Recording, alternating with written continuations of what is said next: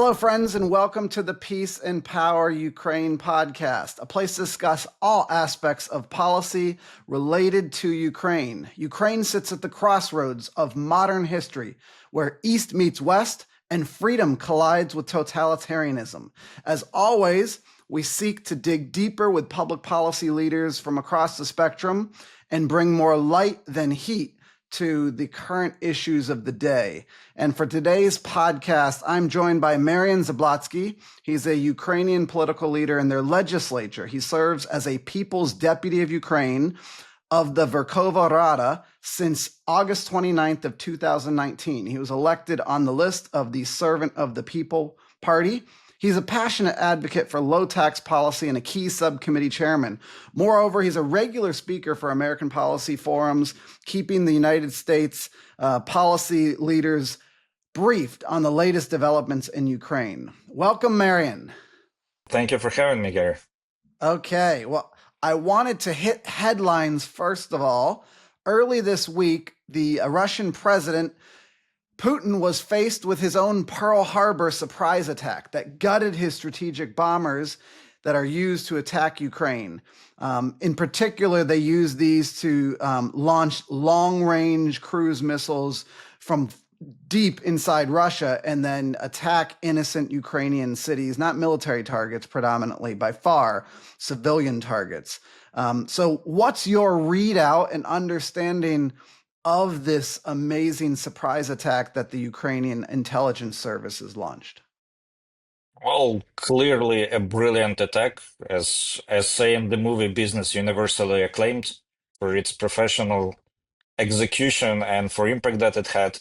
And moreover, it's also significantly increased the prestige of Ukrainian forces and once again proved that they are extremely capable enemy. It was just to remind that it's not just about this attack.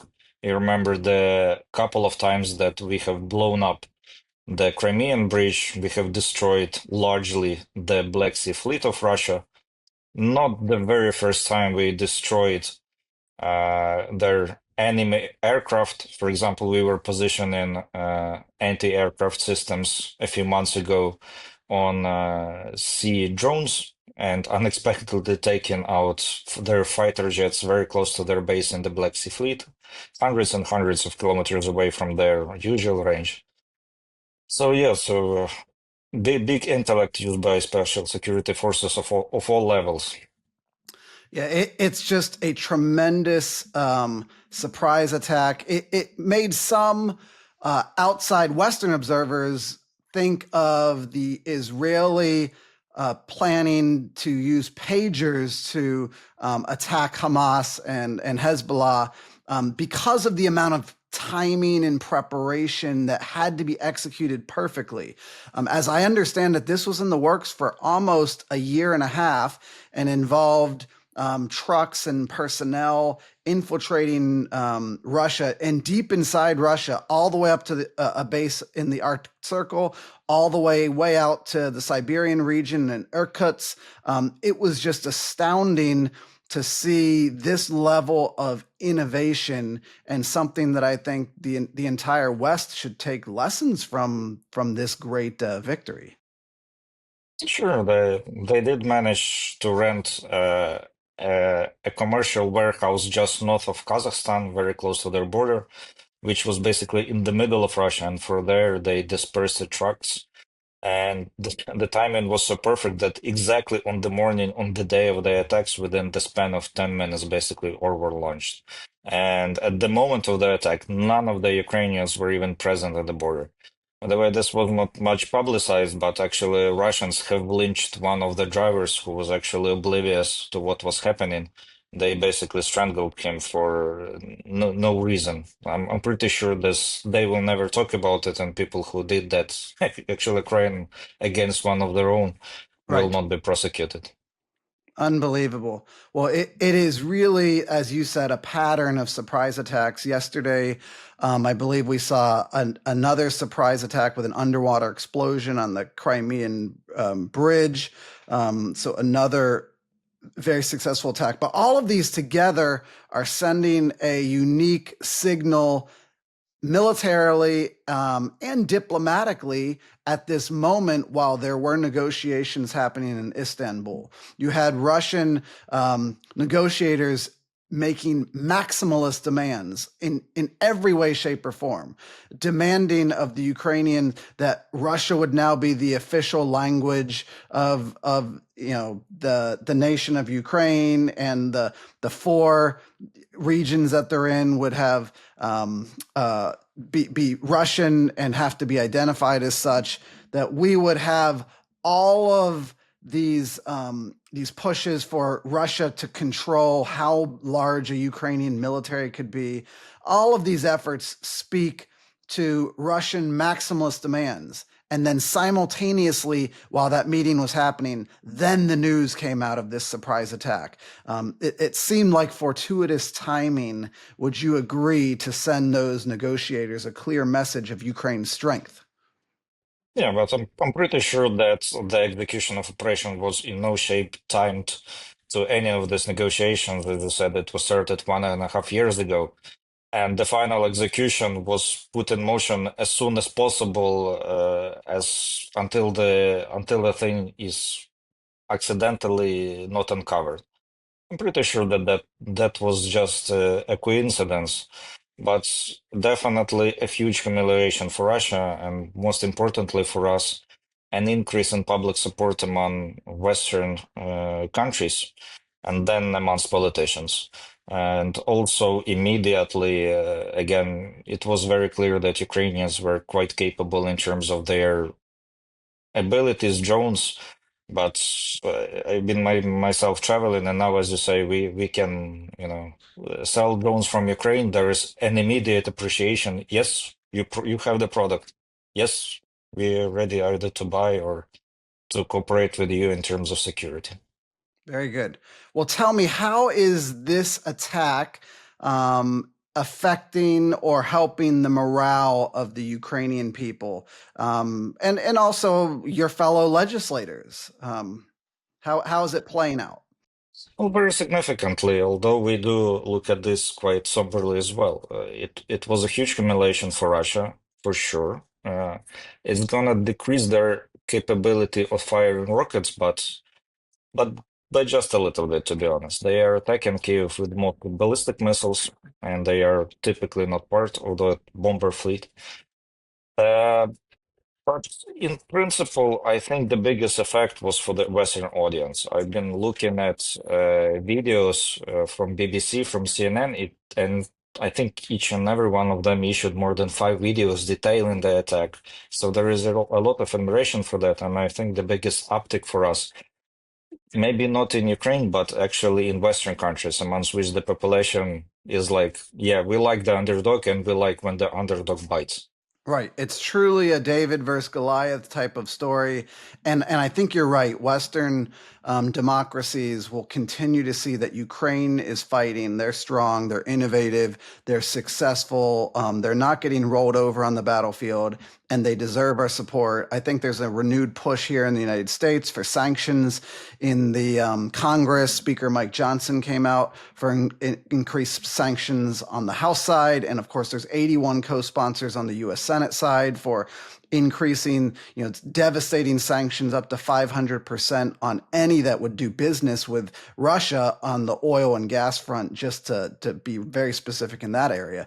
So I do think you're right. This puts wind in the sails of all those that want to stand with Ukraine and point out what our adversary is doing, and continue to stand up with a strategy that's peace through strength. And when I say peace through strength, for those that aren't watching on camera, behind you there's an amazing picture of Ronald Reagan, and I know you share many of his beliefs, and in particular, was his peace through strength mantra, was that something inspirational for you? And tell us a little bit about your love for Ronald Reagan. Well, he's the one who brought the Soviet Union down. He has put so much pressure on them. He was actually the author of this idea that you need to drop oil prices for the Soviet Union to collapse. And it did collapse. Not during his presidency, but financially, it absolutely destroyed the Soviet Union. It stopped future invasions. It did all kinds of stuff just through strengthening U.S. military, it made Russia overspend significantly on theirs, which they couldn't afford. And basically, yeah, his policies were the main reasons why the Soviet Union collapsed. I do believe I owe him many years of my freedom. I think that the Soviet Union was dead in any case, but I do believe that I was raised as a child in a free country thanks to specifically him. Yes.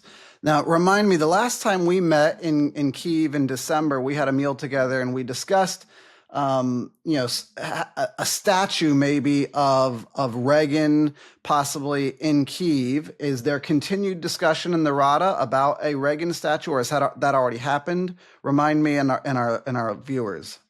We have positive moments, so I authored a petition among Kyiv City Council, Kyiv residents, and we gathered the necessary 6,000 signatures online for that monument. By the way, not many petitions gather that many signatures online because it's a hugely bureaucratic process under which you do not log in with Facebook, but through your own tax authority issued electronic signature, so it's very, very difficult to get actually 6,000, but we did that in quite a quick time. And preliminary, I've agreed with the chief architect of Kyiv, the preliminary place. It's in the central Kyiv on the place of a former communist monument. And that was, again, with the blessing of the mayor of Kyiv, Vitaly Klitschko. There is universal acclaim for this mission. I've already even successfully fundraised for that. So we're currently in the process of developing sketches of how that monument should look like. In my opinion, I want at least part of it, if not all, made from metals from the destroyed Russian tank. Beautiful. That's just tremendous. And also putting it on the place of a former Soviet statue would be fitting as well. So we pray many blessings on that project as you go forward.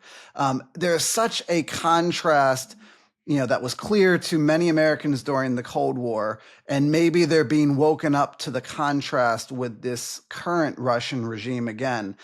Today, the Institute for the Study of War covered the Kremlin's officials, where they publicly acknowledged that Russia seeks the complete destruction of Ukraine, indicating Moscow's disinterest in good faith peace negotiations and any near-term resolution of the war. So this is coming off of a June 3rd post on Russian and English language Telegram channels. So I know that this doesn't come as a surprise to you, living under the firing of daily missiles and drones at your country, but remind the Western audience why our Russian foes are so focused on, quote, the complete destruction of Ukraine. Yeah, well, first of all, they never changed. They never stopped being an enemy of Western countries. It's just that during the communist times, it was a public ideology. They publicly said, "We hate you, we hate United States, and we would like you to die." This time they say, "We love you, we adore you," but behind the scenes, they still want you all to die and do everything in the backdrop behind it. In Ukraine, they see their alter ego. Like the whole country of Russia is named after a state that existed well over 1,000 years ago. In Ukraine, it was called Kyiv Rus. At about 17 or 1800s, the Moscow Kingdom renamed itself Russia as to represent itself as the successor of the state, and it's part of their ideology, mythology. That's why you hear so many convoluted historic lessons on different negotiations from Russians, from Vladimir Putin, which nobody really cares. Even Ukrainians do not care that much, to be honest. Yeah, there was a state that existed 1,000 years ago. So what? Like it's more or less like parts of Sweden wanting themselves to be called Viking land. Fine, whatever. It's just so long ago that it's more a mythology rather than an actual thing, but they've turned this mythology into their somewhat of an obsession or an obsession of specifically Putin, and Right. everybody has to follow. Right. Well, for the last 30 years, Ukraine has taken a different track, has been westward, has had democracy, not perfect like anywhere, but a continued path of progress towards being Western and based on free democratic principles, increasingly the rule of law. But one of the attacks that we regularly hear, and I want you to clean this up for our American audience so we can really understand why this is the case. The attack is from Tucker Carlson and his ilk, where they say Ukraine's not a democracy or any kind of westward oriented group because they refuse to have elections, and Zelensky has canceled elections, and there's no freedom for the people to decide. So help us understand, why is this the case right now? Well, our constitution clearly forbids to have elections during the period of war, and we are clearly in war. So it would be a grave violation of constitution. But between us, I think if majority of Ukrainians wanted elections, we would have done it. We are a democracy. We have the Zelensky is our sixth president. Putin, more or less, Russia for the same period of time, more or less had one alcoholic, Yeltsin, and then Putin for the last 22 years. So it's not, or in neighboring Belarus, they had one leader since the early 90s. So it's definitely not for them to teach us democracy. But the reality is that according to most recent poll, more than 80 Ukrainians oppose having an election. Yep, If 80%. yeah, I promise you, if more, it doesn't matter even if it's more than 50%. If more Ukrainians say that they want elections than those that don't, we will have elections. But this is the provision of democracy. And this isn't just about your party. This is a strong, unified belief across many political parties. Because, like you said, if there was a push, there would be elections. The people would be heard. Of course, it's only about public opinion. Like the political parties follow the public opinion. So there are 6 political parties elected to the parliament. All of them say yes, well, then if 80% disagree, we won't have elections. Although some of them may pick up more seats, I think, maybe, potentially. All right. Now, continuing your work in the Rada, which is just the one house, which is part of your legislature. Tell us about your work on tax policy. I know that that's something you're passionate about and is important. And I've gotten to know you through the tax movement that Grover Norquist started here in the United States. So tell us about that work and your inspiration for what Ukrainian laws would look like on the tax policy side. Yeah. I admire Grover immensely, but actually back in 2015, he helped create me through advice the taxpayer advocacy group in Ukraine, and I began serving in parliament as the member of tax committee. And since then, I've been trying to develop a tax reform in Ukraine that models actually the logic of the 2008 Trump tax reform. So, like with the corporate profit tax, in US, you had huge number of corporate tax rates. You set one, and for everyone.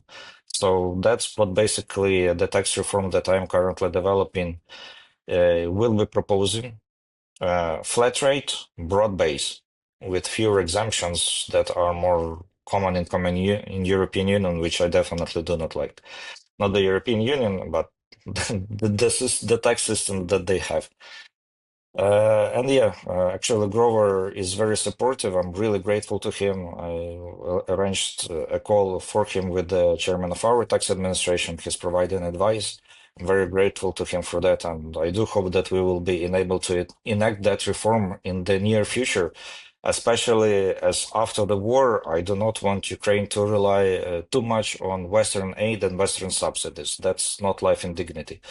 I'd rather see US support a good policy tax reform in Ukraine for our economic growth, and we wouldn't be sitting on your shoulders and begging for money in the decades to come. Now, turning our attention to another area of policy, I know you have strong held beliefs about America's Second Amendment and gun policy and how that might apply in Ukraine. So your history is very different from ours, but now in light of this recent period of Russian aggression, what's your perspective on how the Ukrainian people might have an armed society under the rule of law? Yeah, well, I admire your Second Amendment greatly. I think it should be modeled in Ukraine, and I'm advocating heavily for that. I admire greatly the fact that for 330 million people, you have 400 million guns.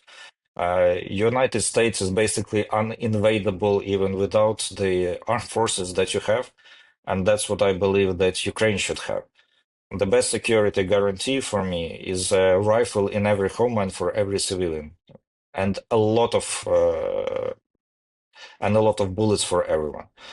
We've seen even through the Russians invading, even armors and tanks, civilians, while having very few rifles, so less than 2% of adult Ukrainians were armed, even those 2% mounted quite a significant resistance.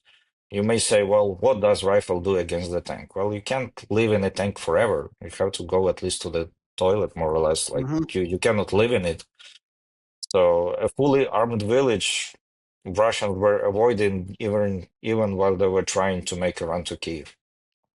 Yeah, when we saw the bravery of so many civilians pushing back the Russian forces at the gates of Kyiv in Bucha and Irpin, and the fight of the airfield, it was heroic. And if you imagine a scenario where in the future you have a highly armed society, the Russians would think twice about any efforts. We all hope we can get to some sort of ceasefire or armistice, but we're not naive to think that an invasion couldn't happen again.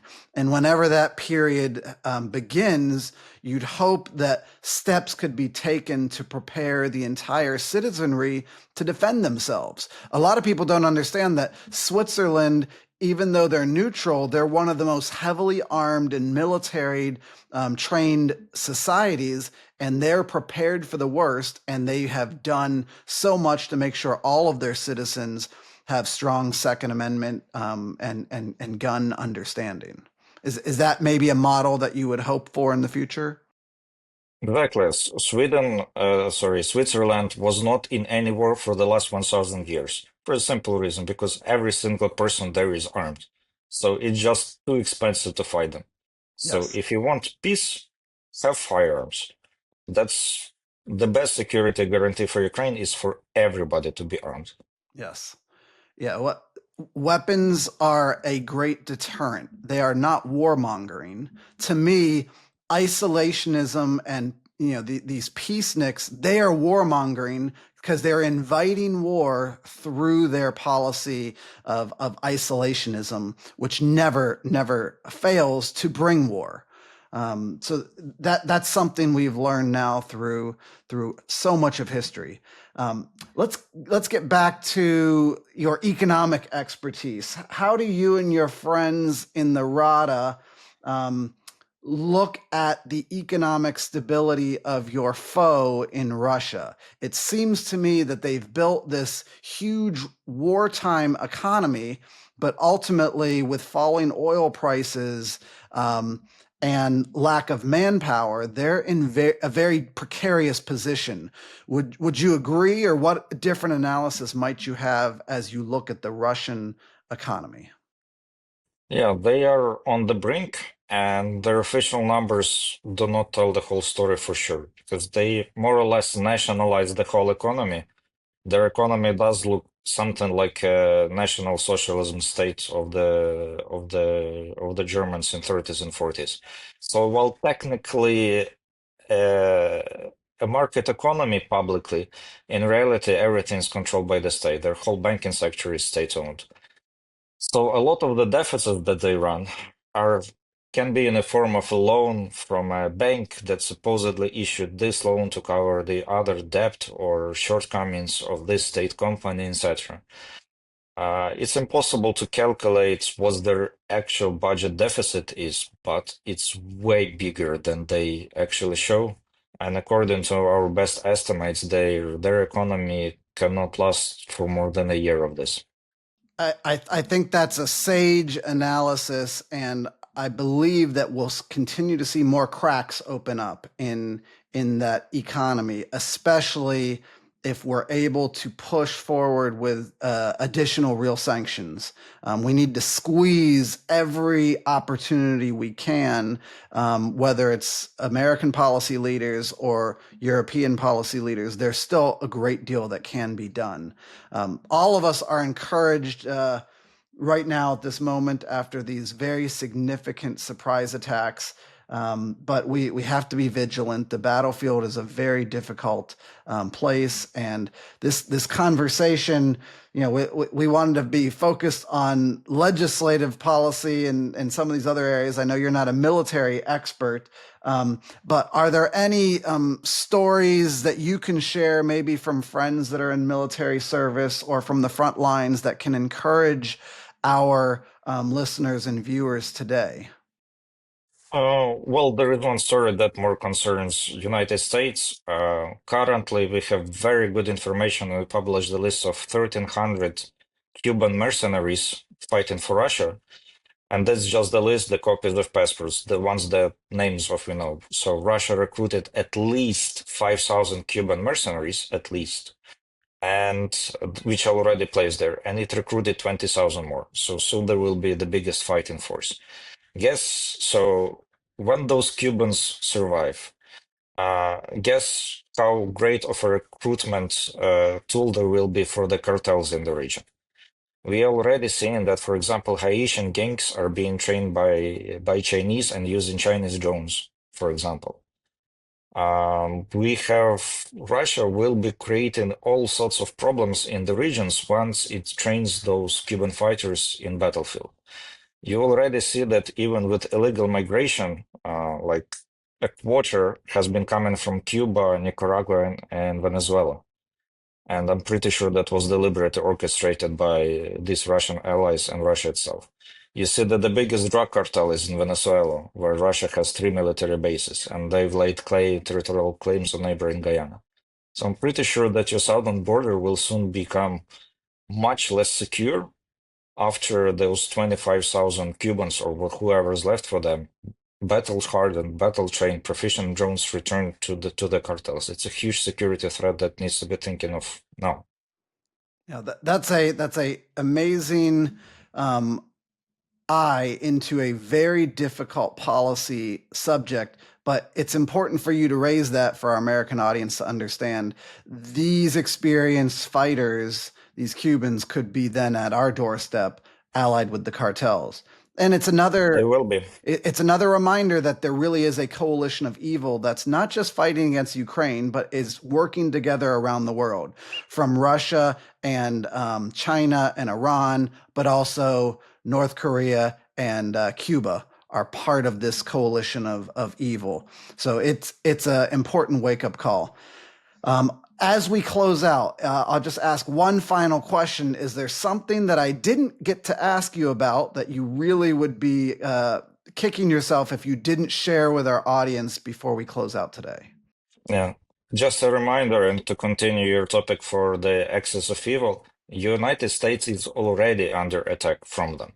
Like they deny, they pretend to be your friends. That's exactly But the right. reality is that all the fentanyl comes to US deliberately, and it kills tens of thousands of Americans. That fentanyl is delivered by cartels that are part of the regimes that are supported by Russia and China. If you look at illegal migration, a decade ago, 90% of your illegal migrants were from Mexico, so they were economic migrants. Now, Mexican migrants are only 25% of that, with most of the illegal migrants coming through actually Russian allies. So half of them actually come through Venezuela, Cuba, and Nicaragua. You already see drones flying from ships and serving your bases from Chinese ships. So US is already under attack, but what we are calling the hybrid attack. And They are attacking you. They should be Mhm. punished. Each and every one of those regimes from the axis of evil. Yep. Great point to end on, Maryan Zablotsky. Thank you for joining us from Kyiv, Ukraine. Thank you for your work in the Rada as a legislator, and we'll continue to pray for your safety. And we look forward to joining you next time on another episode of Peace and Power Ukraine. Thank you all. Have a great day.